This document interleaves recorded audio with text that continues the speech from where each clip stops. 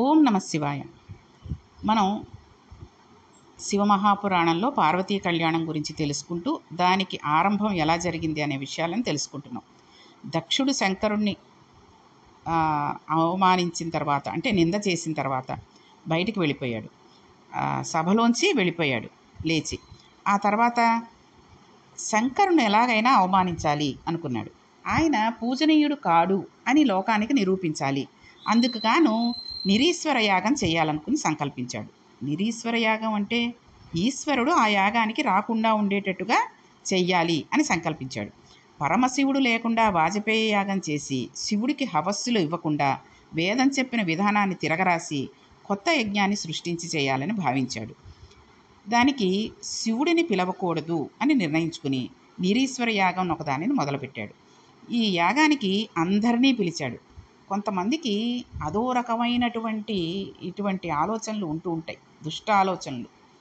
అవి ఎంత చెత్తగా దరిద్రంగా ఉంటాయంటే, లోకం నేనేదో చేసేసాను అనుకుని వాళ్ళు అనుకుంటారు తప్పితే లోకం అంతా వాళ్ళ మొహం మీద ఉమ్మేస్తారు.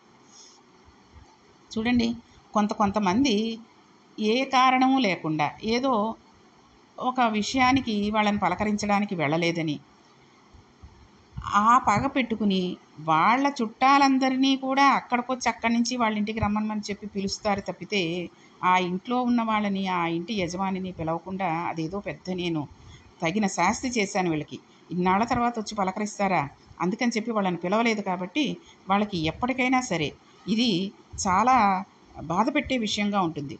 నన్ను పలకరించడానికి రాలేదు అన్న విషయం వాళ్ళు ఎప్పటికీ గుర్తుండిపోతుంది అన్నట్టుగా చేస్తూ ఉంటారు. ఒక వివాహానికి వెళ్ళలేదనుకోండి, వివాహానికి వెళ్ళకపోతే మా ఇంట్లో పెళ్ళయింది రాలేదు, అదే ముహూర్తానికి వాళ్ళ ఇంట్లోనూ ఏదో కార్యక్రమం ఉండబట్టే వాళ్ళు వెళ్ళలేదన్న విషయాన్నో, లేకపోతే వాళ్ళకి అనారోగ్యం ఉంద వల్ల వెళ్ళలేదనో, లేకపోతే వాళ్ళ ఇంట్లో ఏదో ఒక అనుకోకుండా చుట్టాలు రావడము, బంధువులు రావడము జరగడం వల్ల రాలేదనో అది గ్రహించుకోరు. సరే రాకపోతే తర్వాత వచ్చి ఇలా పెళ్ళికి రాలేకపోయాం, ఇప్పుడు వచ్చామని చక్కగా పెళ్ళి కొడుక్కి పెళ్ళి కూతురికి ఏదో చదివిస్తారు, సరదాగా ఉంటారు, వెళ్ళిపోతారు. ఆ సమయంలో బాగానే ఉంటారు, కానీ చుట్టుపక్కల అందరికీ కూడా ఏం చెప్పుకుంటారంటే, అప్పుడు రాలేదండి ఇప్పుడు వచ్చారు ఏదోను, ఇప్పుడు 5 నాళ్ళ తర్వాత వచ్చారా, దొంగపడ్డ 6 నెలల కుక్క మరిగినట్టుగాను అంటూ మాట్లాడుతూ ఉంటారు. అది గొప్పగా మనం మాట్లాడేసాం అనుకుంటారు, కానీ యువతల వాళ్ళు మంచితనంగా రాకుండా భగవత్ సంబంధమైనటువంటి భక్తిపరాయణులు అయి ఉంటే తప్పకుండా ఆ నింద చేసినందుకు వాళ్ళు కట్టి కుడిపేస్తారు.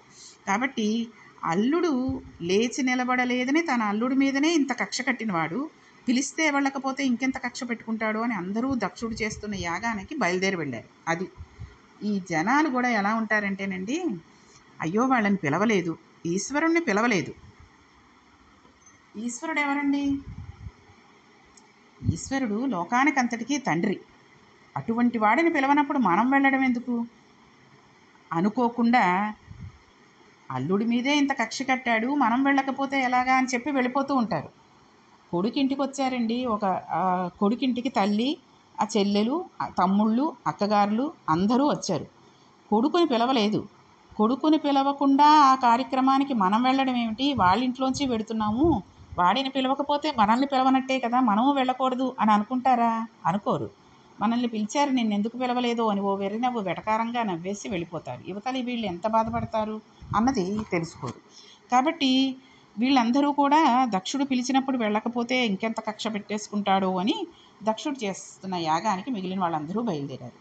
దక్షుడు లోకంలోని వాళ్ళందరినీ పిలిచాడు, అందరూ రావాలి, ఒక్క శివుడిని మాత్రం తాను పిలవను అన్నాడు. అసలు శాస్త్రంలో ఒక మర్యాద ఉంది. ఇంటి యజమాని గౌరవం అల్లుడి వల్ల ప్రకటితమవుతుంది. మన ఇంట్లో ఒక గొప్ప శుభకార్యం జరుగుతున్నట్లయితే ఇంటికి వచ్చే బంధువులందరినీ తీసుకురావడానికి మన కొడుకు వెడితే చాలు.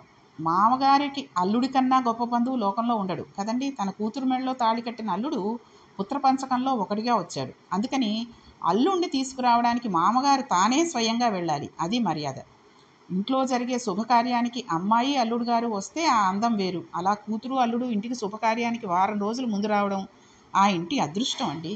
ఈ రోజుల్లో సెలవులు లేవని ముహూర్తం ముందు టైంకి వచ్చేసి కూతుర్ని ముందు పంపించేసి అల్లుడు తర్వాత రావడం ఇలాంటివి జరుగుతున్నాయి. అయినా సరే సెలవులు లేవు అన్నప్పుడు కనీసంలో కనీసం వారం రోజులు పెట్టుకోక్కర్లే, చూడండి, ఇప్పుడు అమెరికా నుంచి ఎక్కడి నుంచో వచ్చిన వాళ్ళకైతే నెలల్లో 20 రోజులు ఏవో సెలవులు ఉంటాయి కాబట్టి వాళ్ళు ముందే ఆ ప్లాన్గా ఆ పెళ్ళవుతోంది, తమ్ముడు పెళ్ళవుతుందో అన్నగారి పెళ్ళవుతుందో వెడదాము, అత్తగారిని మామగారు పిలుస్తారు. అమెరికా వెళ్ళి మామగారు తీసుకుని రాలేడు కదండి. కానీ అమెరికా నుంచి ఎయిర్పోర్ట్కి వచ్చినప్పుడు ఎయిర్పోర్ట్ దగ్గర నుంచి మామగారే దగ్గరుండి తీసుకొని రావాలి. అది పద్ధతి. అంతేగాని పిలిచాము అల్లుడు రాలేదండి, ఎంతమంది ఉన్నారు మాకు ఒక అమ్మాయి ఒక అబ్బాయే కదా, మేము కూతుర్ని తీసుకుని వెళ్ళిపోయాం, కూతుర్ని మనవరాల్ని తీసుకుని వెళ్ళిపోయాం, అల్లుడు రాలేదు, పుట్టింట్లో వాళ్ళమ్మ వాళ్ళతోటే ఉన్నారు, వాళ్ళు వచ్చినప్పుడే వస్తాడండి, తల్లి ఎంత చెప్తే అంతే అని అన్నారనుకోండి, అది తప్పు అయిపోతుంది. ఎందుకంటే అక్కడికి వెళ్ళిపోతున్నప్పుడు వచ్చేసేయండి మీరు, రేపు పొద్దున్నే బయలుదేరి వచ్చేసేయండి, లేకపోతే రాత్రి సాయంత్రానికి వచ్చేవోయ్ అని చెప్పేసి వెళ్ళిపోవడం కాదు. కూతుర్ని మనవడినో తీసుకుని నువ్వు కారులో వెళ్ళిపోతున్నప్పుడు అల్లుడిని కూడా నువ్వు రావాలి, నువ్వు ఎక్కితే నేను వస్తాను, లేకపోతే రాను అని చెప్పి అవతల నీ కొడుకు ఒడుగవుతోందనుకోండి, ఆ కొడుకు ఒడుకు చూడడానికి అక్కడ అల్లుడు ఉండాలి అని నువ్వు మనస్ఫూర్తిగా కోరుకుంటే తప్పకుండా అల్లుడిని దగ్గరుండి తీసుకుని వెళ్ళాలి. నువ్వు తీసుకుని వెడతాను దగ్గరుండి అన్నప్పుడు అల్లుడు నేను రాను అని బిడాయించి కూర్చోడు కదండి. కాబట్టి అంతేగాని నువ్వు రా అనంటే అది మర్యాద కాదు. అప్పుడు అతని తల్లిదండ్రులతోటే వస్తాడు, ముహూర్తం టైంకే వస్తాడు. ముందుగా వచ్చి అత్తమామల్ని ఆనందింపజేయలేదు, మా అల్లుడు ఎప్పుడు ఇంతే, వాళ్ళ అమ్మ ఎంత చెప్తే అంతే, వాళ్ళ నాన్న ఎంత చెప్తే అంతే అని అనుకోకూడదు. ఎందుకంటే అదే ఊళ్ళో కాదు కదండి. కాబట్టి కూతుర్ని తీసుకెళ్ళిపోయాను వెనకాలే అల్లుడు వచ్చేస్తాడు, ఎవరి కోసం వస్తాడు అని అనుకోని పనికిమాలిన మాటలు ఆలోచనలు చేసుకోకూడదు. అల్లుడితో సత్సంబంధాన్ని నేర్పుకోవడం మామగారి సంస్కారం. దక్షుడు చేస్తున్న యజ్ఞానికి అల్లుడు పరమశివుడు రావాలి, కానీ దక్షుడు ఆయన్ను పిలవలేదు. శివుడు అయోగ్యుడు కానీ, పనికిమాలినవాడు కానీ, లోకం చేత దూషించబడినవాడు కానీ కాదు. ఆయన లోకపూజితుడు. తమ ఇంటికి వస్తే చాలని 10 మంది పొంగిపోయేవాడు. శంకరాచార్యుల వారి చేత స్తోత్రం చేయబడినవాడు. ఇటువంటి వాడైన శంకరుడు దక్షునికొక్కనికే పనికిరాలేదు. ఈ విధంగా ఆయనను పిలవకుండా దక్షుడు నిరీశ్వర యాగం చేస్తున్నాడు. ఇది అర్థం లేని కక్ష. ఎప్పుడో అప్పుడు మనం అగ్నిహోత్రాన్ని చల్లార్చాలి, మన కోపాన్ని పక్కన పెట్టేసి పరిష్కారం వైపు అడుగులు వేయాలి. దక్షుడు ఇది చెయ్యలేదు, దానిని ఇంకా బాగా సాగదీస్తున్నాడు. నిరీశ్వర యాగానికి అందరినీ పిలిచాడు.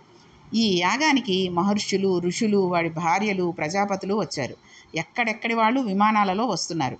వాళ్ళందరికీ దక్షుడు బట్టలు పెడుతున్నాడు, నగలు ఇస్తున్నాడు, వాళ్ళను పూజ చేస్తున్నాడు, అందరినీ పలకరిస్తున్నాడు. వాళ్ళందరూ ఈయనను గౌరవిస్తున్నారు, ఈయనకు ఆశీర్వచనాలు చేస్తున్నారు, ఈయన వాళ్లకు సన్మానాలు చేస్తున్నాడు. సన్మానాలు అందుకుంటున్నారు, కానీ అందరూ పక్కకు వెళ్ళి అల్లుడైన పరమశివుడు రాలేదని చెవులు కొరుక్కుంటున్నారు.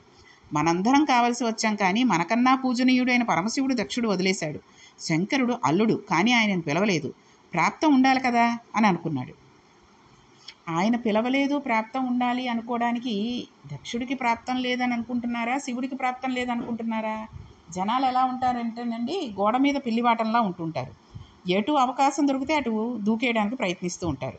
ఇక్కడ ఋషులు, మహర్షులు అయినప్పటికీ కూడా, ప్రజాపతులు అయినప్పటికీ కూడా వాళ్ళు కూడా అలాగే ప్రవర్తించారు అంటే కేవలం మానవ మాత్రులం మనం అలా ప్రవర్తించడంలో ఏ విధమైనటువంటి సంశయము లేదు అన్న విషయం తెలుస్తుంది. కాబట్టి ఎందుకంటే మాకు ఇక్కడ ఇంటి దగ్గర ఒకళ్ళు అన్నగారికి చెల్లెళ్ళకి ఏవో భేదాలు వచ్చాయి. చెల్లెలు ఎక్కడో హైదరాబాద్ నుంచి వచ్చి ఈ వాళ్ళ అమ్మాయి ఫంక్షన్ ఏదో చేస్తూ ఈ వదిన గారి స్నేహితులందరినీ పిలిచింది, కానీ వదిన గారిని పిలవలేదు. వదిన గారిని అన్నగారిని పిలవకుండా మిగిలిన వాళ్ళందరినీ భోజనాలకు పిలిచింది. పిలిస్తే అందరూ వెళ్ళిపోవడానికి సిద్ధపడ్డారండి. కానీ ఆవిడ ఇవాళ వచ్చి రేపు వెళ్ళిపోతుంది కాబట్టి మనం సొంత ఇళ్ళ వాళ్ళం, ఎప్పుడూ ఈవిడితో కలిసి ఉండాలి, ఈ వదిన గారి అన్నగారితో మనం కలిసి ఉంటాం స్నేహంగా, కాబట్టి వెళ్ళడం అంత మంచిది కాదు, వెళ్ళొద్దు అని ఒకళ్ళు చెప్పిన మాట మీద అందరూ ఆగి వెళ్ళలేదండి. ఆ పిల్లలేవో స్నేహితులు కాబట్టి చిన్నపిల్లలందరూ వెళ్ళారు, కానీ పెద్దవాళ్ళందరూ ఆ మాట మీద ఆగిపోయారు. అది పట్టుదల, తర్వాత ఒక రకమైన కట్టుబాటుకి నిలబడిపోయి ఉండడం అంటే. కాబట్టి వీళ్ళందరూ వెళ్ళి మళ్ళీ అక్కడికి వెళ్ళి దక్షుడిచ్చినటువంటి సన్మానాలు, బహుమతులు అన్నీ తీసేసుకుని మనందరం కావాల్సి వచ్చాం, కానీ మనకన్నా పూజనీయుడైన పరమశివుడిని దక్షుడు వదిలేశాడు, శంకరుడు అల్లుడు, కానీ ఆయనను పిలవలేదు అని అనుకున్నారు. కైలాస పర్వతం మీద అంతఃపురంలో సతీదేవి నిలబడి ఉంది. పైనుండి విమానాలు వెళ్ళిపోతున్నాయి. ఆ రోజుల్లో యోగశక్తితో విమానాల మీద వెళ్ళేవారు. అందరూ తమ భార్యలతో కలిసి వెడుతున్నారు. వాళ్ళందరూ సంతోషంతో మాట్లాడుకుంటూ ఏదో పెద్ద ఉత్సవానికి వెడుతున్నారని తెలిసిపోతుంది. స్త్రీలు మంచి సరిగంచు పట్టు చీరలు కట్టుకుని సంతోషంగా మాట్లాడుకుంటూ వెళ్ళిపోతున్నారు. సతీదేవి తల ఎత్తి వారందరి వంక చూసింది. అందరికన్నా ముందు గౌరవింపబడవలసినది, అందరికన్నా ముందు ఆహ్వానింపబడవలసినది, ముహూర్తం పెట్టగానే ముందు చెప్పబడవలసినది అయినటువంటి ఆవిడికి అగ్రపూజ లేదు. ఆవిడికి చెప్పకుండా ఆవిడిని వదిలిపెట్టి మిగిలిన వాళ్ళందరికీ దక్షుడు తన యాగానికి ఆహ్వానాలను పంపాడు. వీళ్ళు వెడుతున్నారు. ఇది అమ్మవారికి ఖేదకారణం అయింది. ఇప్పుడు అమ్మవారికి తన భర్త పట్ల జరిగిన తిరస్కృతి ఖేదకారణం అయింది. ఆవిడ మహాపతివ్రత. తన తండ్రికి శివుడికి సత్రయాగంలో ఈ రకమైన మాటలు జరిగాయన్న విషయం ఆమెకి ఇప్పటి వరకు తెలియదు. ఎందుకని? నందీశ్వరుడు కానీ శంకరుడు కానీ ఆమెకు అక్కడ జరిగిన విషయాలేవి చెప్పలేదు. ఇది ఒక భర్తకి ఉండవలసినటువంటి లక్షణం. చూడండి, మామగారి మీద అత్తగారి మీద ఉండేటటువంటి చులకన భావన ప్రపంచంలో ఇంకెవరి మీద ఉండదేమో, ఏ అల్లుడికైనా. ఎందుకంటే ఏదో ఫంక్షన్కి వెళ్ళామనుకోండి, వెళ్ళినప్పుడు ముందస్తుగా ఆ మామగారు అత్తగారు ఎవరో ఆ ఇంట్లో పెద్దలు, వాళ్ళ తల్లిదండ్రులు, వాళ్ళ అత్తమామలు, లేకపోతే వాళ్ళ అన్నయ్య వదిన ఉన్నారనుకోండి, పెద్దవాళ్ళు కాబట్టి వాళ్ళకి ముందు బట్టలు పెట్టి తర్వాత అల్లుడికి కూతురికి పెట్టారు. చూసావా, నా విలువ ఏం లేదు, నాకంటే ఆయన ఎక్కువైపోయాడు, ఇంటి అల్లుండన్న పేరు ఎందుకు వచ్చింది, ఇంటి పాలేరులా చూస్తున్నారు అంటూ ఉంటారు. అది పెద్దరకానికి వాళ్ళు ముందు గౌరవం ఇచ్చారు అన్న విషయాన్ని వీళ్ళు మాట్లాడరు. కొంతమంది ఉంటూ ఉంటారు. ఎందుకంటే అలా జరిగింది అని అనుకోవడానికి తప్పు లేదండి. ఎందుకంటే కొంతమంది ఉంటారు, కనీసం తల్లి సంవత్సరీకాలకి, తండ్రి తద్దినానికి, తల్లి తద్దినానికి కూడా ఇంటి ఆడబడుచును పిలవాలి అన్న విషయం కూడా తెలియనటువంటి మూర్ఖులు ఉంటూ ఉంటారు. అడిగితే పిలవాలి కదా, ఎప్పుడో చెప్తే వస్తాను కదా అంటే, తెలీదా నీకు, ఎప్పుడు పోయారో తెలీదా, ఆ రోజు చూసుకోవడం, టికెట్లు రిజర్వేషన్ చేయించుకోవడం, రావాలని ఉంటే రావాలంతే అంటూ ఉంటారు. అదేం పద్ధతి అండి? అసలు పుట్టింటి వాళ్ళు మాట్లాడవలసిన మాటలేనా అలాంటివి? కాబట్టి ఇలాంటివన్నీ అన్నప్పుడు ఆ భర్తకి ఈ పిల్ల లోకువైపోతూ ఉంటుంది. నీ వాళ్ళు ఇలా అన్నారు, చాలే, నీ వాళ్ళు అంత చూశారేంటి, నీ వాళ్ళు ఇంత చేశారేంటి అంటూ ఉంటారు. ఎప్పుడు అవకాశం దొరికితే అప్పుడు ఈ పిల్లని వాళ్ళ తల్లిదండ్రులని, వాళ్ళ అన్నదమ్ముల్ని, వాళ్ళ అక్క చెల్లెల్ని ఉదాహరణగా చెబుతూ ఏడిపిస్తూ బాధ పెడుతూ ఉంటారు. కాబట్టి ఇక్కడ ఇలాంటి విషయాలు శంకరుడు కానీ నందీశ్వరుడు కానీ పార్వతీదేవికి చెప్పలేదు. అది భర్త యొక్క లక్షణం.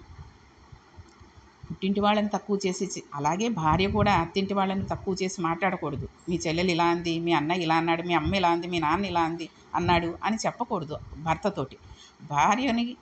భర్తని భార్య ఇద్దరు అర్థం చేసుకుని మసులుకుంటేనే ఆ సంసారం ఎంతో బాగుంటుంది. ఈ రోజుల్లో చెప్పాలంటే ఈ యుగానికి ఈ తరానికి చెందినటువంటి పిల్లలందరూ కూడా తెలుసుకోవాల్సిన విషయాలు ఇవి. కాబట్టి వాళ్ళిద్దరూ ఏం చెప్పలేదు కాబట్టి ఆవిడకి ఏమీ తెలియదు. ఇప్పుడు ఆవిడ పైకి చూసింది. పైన విమానాలలో చాలామంది పెడుతున్నారు. వాళ్ళు చక్కటి బట్టలు కట్టుకున్నారు, మంచి నగలు పెట్టుకున్నారు, జవాది మొదలగు సుగంధ ద్రవ్యాలు ఒంటి నిండా జల్లుకున్నారు. అందరు స్త్రీలు తమ తమ భర్తలతో కలిసి వెడుతున్నారు. అలా వెడుతున్న వారిలో ఋషులు, గంధర్వులు, ఖేచరులు, కిన్నరులు, కింపరుషులు మొదలైన వాళ్ళు ఉన్నారు. వీళ్ళందరూ ఇంత సంతోషంగా వెడుతున్నారే, వీళ్ళందరూ వెళ్ళేటప్పుడు కిందకు చూసి ఈవిడ మాత్రం పిలవలేదు అని అనరా? ఆడపిల్ల ఎప్పుడూ రెండింటిని కోరుకుంటుందండి. శాస్త్రం ఎంత గొప్పగా మాట్లాడిందో చూడండి. ఆడపిల్ల తన పుట్టింటికి వెళ్ళినప్పుడు పరాయి పిల్లలా ఉండాలని కోరుకోదు. పుట్టింటికి వెళ్ళేటప్పటికీ అక్కడున్న వైభవం అంతా తన భోగమే అని దానిని అనుభవించాలని కోరుకుంటుంది. చూడండి, ఆడపిల్లలు పుట్టింటికి వెడితే ఎంత ఆనందంగా ఉంటారో. పెళ్ళయిన తర్వాత భర్త నెత్తి మీద పెట్టుకుని చూసినా సరే, అత్తగారు మామగారు కాళ్ళు కందకుండా, చేతులు కందకుండా అన్నీ చేసి చక్కగా చేతి దగ్గరికి నోటి దగ్గరికి తీసుకొచ్చి ఇస్తున్నా సరే, అపురూపంగా చూసినా సరే, పుట్టింట్లో తనకి అంతటి వైభవం లేకపోయినా సరే, ఆడపిల్ల పుట్టింటికి వెళ్ళిందంటే ఎంత సంతోషపడిపోతుందో. అక్కడ ఉన్నదంతా నాదే అన్నట్టుగా గలగలలా తిరిగేస్తూ ఉంటుంది, అందరినీ పలకరించేస్తూ ఉంటుంది, చుట్టుపక్కల వాళ్ళని పలకరిస్తూ ఉంటుంది. ఎంతో అందంగా దానిని అంతటినీ అనుభవించేయాలనుకుంటూ ఉంటుంది. అసలు ఆడపిల్లని అన్నదమ్ములు తిన్నగా ఇంట్లోకి తీసుకెళ్ళాలండి. లోపలికి వచ్చిన తర్వాత వచ్చావా అది ఇది అనుకుంటూ కాకుండా చక్కగా లోపలికి తీసుకెళ్ళి కూర్చోబెట్టాలి. ఆమెతో ప్రేమగా మాట్లాడాలి. ఇంటికి వచ్చిన ఆడపిల్ల కంటి వెంట నీరు వచ్చేటట్టుగా ఎప్పుడూ పుట్టింటి వాళ్ళు మాట్లాడకూడదు. ఆమె వెళ్ళేటప్పుడు పసుపు కుంకాలు ఇచ్చి పంపాలి. దక్షుడు లోకంలోని వాళ్ళందరినీ సత్కరిస్తున్నాడు, కానీ కడుపున పుట్టిన దానికి మాత్రం సత్కారం లేదు. దక్షుడి సంస్కారం ఏమనుకోవాలో చెప్పండి. అలాంటి దక్షులు ఈ రోజుల్లో లేరంటారా? ఈ కలియుగంలో ప్రతి ఇంటిలోనూ ఉన్నారు. వీళ్ళందరూ అలా వెళ్ళడాన్ని, ఆవిడ ఆవేదనని నారదుడు గమనించాడు. అప్పుడు ఆయన సతీదేవి దగ్గరికి వచ్చి, తల్లి, నీకు తెలియని విషయం కాదు, కానీ అమ్మ చెప్పకపోతే నాది దోషం అయిపోతుంది. అమ్మ, నీ జనకుడైన దక్ష ప్రజాపతి ఈవేళ ఒక యాగం చేస్తున్నాడు. ఆయన మదము చేత అంధుడైపోయాడు. నీ తండ్రి ఎవడికి ఏ గౌరవం ఇవ్వాలో తెలుసుకోలేని బతుకుతున్నాడు. నీ కన్నులెప్పుడూ ఇలాగే నవ్వుతూ నల్లగా ఉండాలనే విషయాన్ని గుర్తించలేకపోతున్నాడు. ఇంటి ఆడపిల్ల బాధ పుట్టింటిని కట్టి కుడుపుతుందని తెలుసుకోలేక ప్రవర్తిస్తున్నాడు. మిగిలిన వారందరినీ పిలిచి మిమ్మల్ని వదిలేస్తే ఆ యాగానికి ఏం శోభ ఉంటుంది? తాను తలపెట్టిన దుర్యాగానికి నీ తండ్రి చాలామందిని పిలిచాడు, కానీ మిమ్మల్ని గురించి ఆలోచన కూడా చేయడం లేదు. అమ్మా, దక్షుడు చాలా పెద్ద తప్పు చేశాడు అని చెప్పాడు. అంటే చూచాయిగా ఆవిడకి చెప్పాల్సినవన్నీ చెప్పాడు. నారదుడి మాటలు విన్న సతీదేవి ఏమీ మాట్లాడలేదు. ఆడపిల్లగా తన మర్యాద నిలబెట్టింది. తన కన్న వాళ్ళని గురించి వేరొకరు చెప్పినా వేరొకరు ముందు నిందించకూడదు కాబట్టి ఆవిడ ఏమీ అనలేదు. నారదుడు వెళ్ళిపోయాడు. ఇప్పుడు సతీదేవి తనలో తాను ఆలోచిస్తోంది. మా నాన్న ప్రజాపతి, ఎంత చదువు చదివి ఏం ప్రయోజనం? అది బూడిదలో పోసిన పన్నీరు. మా నాన్న బ్రహ్మగారి పుత్రుడు. ఎన్ని పదవులు ఉంటే ఎవడికి కావాలి? ఎంత చదువుకుంటే ఎవడికి కావాలి? మా నాన్న ఇవాళ మదించి ఉన్నాడు. ఈవేళ తన విద్యతో చేయరాని పనిని చేస్తున్నాడు. ఇప్పుడు నేను ఒక కూతురును కాబట్టి మా నాన్నకి పాఠం చెప్పేంత దానిని కాకూడదు, కానీ ఆయన నా భర్తకే అవమానం చేయాలని చూస్తున్నాడు. ఇప్పుడు నేనేం చెయ్యాలి అని ఆలోచించింది. ఇప్పుడు ఈవిడ మనస్సు ఎటు మొగ్గుతుంది? సనాతన ధర్మం నందు ఉన్న స్త్రీగా, మహాపతివ్రతగా తల్లి మాట్లాడుతోంది. ఆవిడ మనస్సు శంభుడి వైపు మొగ్గు చూపింది, అంటే భర్త వైపే మొగ్గు చూపింది. శంభుని యందు ఏ దోషము లేదు. అందువలన తన తండ్రి చేసిన దుష్కృత్యానికి తాను పరిష్కరించాలని భావించింది. నాన్న, మీరు మీ అల్లుడు గారిని పిలవకుండా యాగం చేయడం తప్పు అని తండ్రికి చెబితే, తన మాట మీదట తండ్రి మా ఆయనని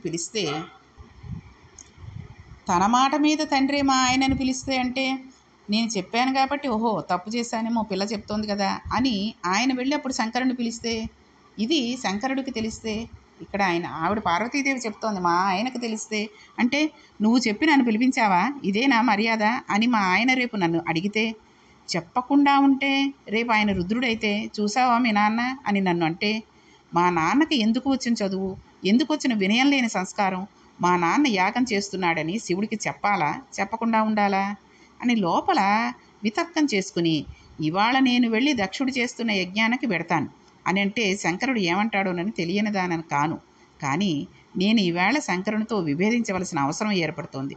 శంకరుడు వద్దున్న పని నేను చేయవలసి వస్తోంది అనుకుంది. ఎందుకు చేయాల్సి వస్తోందండి? ఎందుకు చేయవలసి వస్తోంది అంటే ఇదే వేదం చెప్పిందండి. అమ్మవారికి 2 బిరుదునామాలు ఉన్నాయి. రుద్రస్య భేషజి, లోకస్య భేషజి. ఇప్పుడు లోకం అంతా తప్పు చేసింది. దక్షుడు నిరీశ్వర యాగం చేయనేకూడదు. ఎవరూ ఈ మాట చెప్పలేదు. ఎవడి తాపత్రయం వాడు పడ్డాడు. ఎందుకు వచ్చిన గొడవని అందరూ అక్కడికి చేరారు. కాబట్టి ఇప్పుడు ఆ యాగానికి వెళ్ళిన వారందరికీ బుద్ధి చెప్పాలి. శంకరుడి పట్ల అమర్యాద ఏ స్థితికి వెడుతుందో చూపించాలి. ఆయన మహాజ్ఞాని. ఆయన అసలు నీవు ఎందుకు అక్కడికి వెళ్ళడం అని అంటాడు. కానీ నేను ఇప్పుడు అక్కడికి వెడితే శివుడిని రుద్రుణ్ణి చేస్తాను, కోపం వచ్చేటట్టు చేస్తాను. కోపం వచ్చిన రుద్రుడు శిక్షిస్తాడు. శిక్ష వేస్తే లోకానికి దెబ్బ తగులుతుంది. అప్పుడు ఒక్కొక్కడికి వీపులు వాచిపోతాయి. అప్పుడు ఏడుస్తాడు. అప్పుడు మళ్ళీ రుద్రుణ్ణి శివుణ్ణి చేయాలి. అలా చేయాలంటే మళ్ళీ నేనే ఆయనకి పక్కకి భారీగా వెళ్ళాలి. చూడండి, ఇంట్లో పిల్లవాడు కానీ పిల్ల కానీ ఏదైనా తప్పు చేస్తే సరిగ్గా చదువుకోకుండా స్కూల్కి వెళ్లకుండా వేరే ఎక్కడికో వెళ్ళడం, లేకపోతే మార్కులు తక్కువ రావడము, ఏదైనా చేస్తే తను చెప్పేవి చెప్పినా వినకుండా ఉన్నాడంటే వెంటనే భర్తనికి కోపం వచ్చేలాగా భార్య వాడి మీద ఒక 2-3 ఎక్కువ చేసి చెప్పేస్తూ ఉంటుంది. చూసారా, వీడు అసలు స్కూల్కి వెళ్ళట్లేదు, ఎంతో కష్టపడి మీరేమో చదువు చెప్పిస్తున్నారు, కష్టపడి ఆఫీసులో పనిచేసి ఆ డబ్బాలు ఆ ఫీజులకు కడుతూ ఉంటే వీడేమో స్కూల్కి అది వెళ్లకుండా సరిగ్గా చదువుకోకుండా మార్కులు తక్కువ తెచ్చుకుంటున్నాడు అని చెప్పి చాలా కోపంగా నేనేం చేయలేకపోతున్నాను, నా మాట వినట్లేదు, వాడు హద్దు దాటిపోతే రేపు పొద్దున మనమే పరువు పోతుంది అని చెప్పింది అనుకోండి. అప్పుడే ఆఫీసు నుంచి వచ్చిన భర్తో లేకపోతే మామూలుగా ఉన్నవాడైనా సరే చాలా కోపం తెచ్చుకుని పిల్లవాడిని 4-5 తగిలించేస్తాడు. తగిలిస్తే పిల్లవాడు ఏడుస్తూ ఉంటాడు. ఇంకా కొడుతూ ఉంటాడు. అప్పుడు ఏం చేస్తుంది భార్య, అయ్యయ్యో ఏదో మీరు మాటలతో చెప్తారేమో 2 దెబ్బలేసి అనుకున్నాను, ఇంతలా కొట్టేస్తారేంటండి, మొన్ననే కదా వాడికి టైఫాయిడ్ వచ్చి తగ్గింది, పిల్లాడు ఏమైపోవాలి అని మళ్ళీ పిల్లాడిని అక్కున చేర్చుకుంటుంది. కాబట్టి భార్య రుద్రుని చేస్తుంది. రుద్రుని చేయడం అంటే కోపం వచ్చేటట్టు చేస్తుంది, మళ్ళీ శాంతపరచును పరుస్తుంది. అలాగే ఇప్పుడు అమ్మవారు శివుణ్ణి రుద్రుని చేసి అందరికీ ఆ, శిక్ష వేసి వాళ్ళకి తెలిసేటట్టు చేయాలని, లోకానంతటినీ రక్షించాలని ఆలోచిస్తోంది ఆవిడ. ఎందుకంటే ఆవిడ మళ్ళీ మేనకా హిమవంతులకు కుమార్తెగా పుట్టాలి, పార్వతీ కళ్యాణానికి మనకి ఆవిడ పుట్టాలి మళ్ళీ. కాబట్టి ఈ రకంగా ఆలోచించిన పార్వతీదేవి శివుడి దగ్గరికి వెళ్ళి ఏం చెప్పింది అనే విషయాన్ని మనం మిగిలిన విషయాలతో కలిపి మనం రేపటి పారాయణంలో తెలుసుకుందాం. ఓం నమః పార్వతీపతి హర హర మహాదేవ శంభో శంకర.